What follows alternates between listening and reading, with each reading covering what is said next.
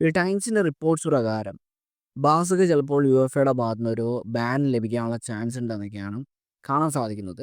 Reason എന്ന് പറയുന്നത് bass FFP loss പക്കയായിട്ട് പാലിച്ചിട്ടില്ല എന്നൊക്കെയാണ്. അപ്പോൾ ഇതുവരെയായിട്ട് ഒരു പ്രോപ്പർ എവിഡൻസ് കിട്ടിയിട്ടൊന്നുമില്ല. ഇതൊരു ഊഹത്തിന്റെ പുറത്ത് വന്നിട്ടുള്ള ഒരു കാര്യമാണ്. അപ്പോൾ ബാൻ വരാണെങ്കിൽ ചിലപ്പോൾ അടുത്ത സീസണിലെ ചാമ്പ്യൻസ് ലീഗിൽ പങ്കെടുക്കാൻ പറ്റത്തില്ല. അല്ലെങ്കിൽ ഈ ഒരു ട്രാൻസ്ഫറിൽ ബാൻ വരാനുള്ള ചാൻസ് ഉണ്ട്. ഇങ്ങനെയൊക്കെയാണ് ചില റിപ്പോർട്ട്സ് പറയുന്നത്. പിന്നെ ഈ ഒരു ന്യൂസ് ഞാൻ തീരെ എക്സ്പെക്ട് ചെയ്തിട്ടില്ല. കാരണം നമ്മുടെ ലാലിഗയുടെ FFP എന്ന് പറയുന്നത് അത്രക്കും സ്ട്രിക്റ്റാണ്. മറ്റുള്ള ലീഗ്സിനെക്കാളും വളരെയധികം സ്ട്രിക്റ്റാണ്. അതൊക്കെ കൊണ്ടാണ് പല ക്ലബ്സിനും പ്രോപ്പറായിട്ട് ഒരു സൈനിങ് നടത്താൻ പറ്റാതെ പോകുന്നത്.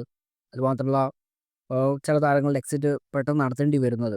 അപ്പോൾ അത്രയും സ്ട്രിക്റ്റ് ആയിട്ട് ആക്ഷൻസ് എടുക്കുന്ന ഒരു ലീഗിലെ ക്ലബ്ബായിട്ടുള്ള FC ബാഴ്സലോണ FFPയുടെ കാര്യത്തിൽ മിസ്റ്റേക്സ് വരുത്തുക എന്ന് പറയുന്നത് അക്സെപ്റ്റ് ചെയ്യാൻ പറ്റുന്നില്ല. എന്തായാലും വരും ദിവസങ്ങളിലോ അല്ലെങ്കിൽ വരും മണിക്കൂറുകളിലോ ഇതിനെക്കുറിച്ചുള്ള ഒരു ക്ലിയർ അപ്ഡേറ്റ് വന്നിരിക്കും. എന്തായാലും ലിമിറ്റഡ് ആയിട്ടുള്ള ഒരു അപ്ഡേറ്റ് ആണ് ഇപ്പോൾ ലഭിച്ചിട്ടുള്ളത്.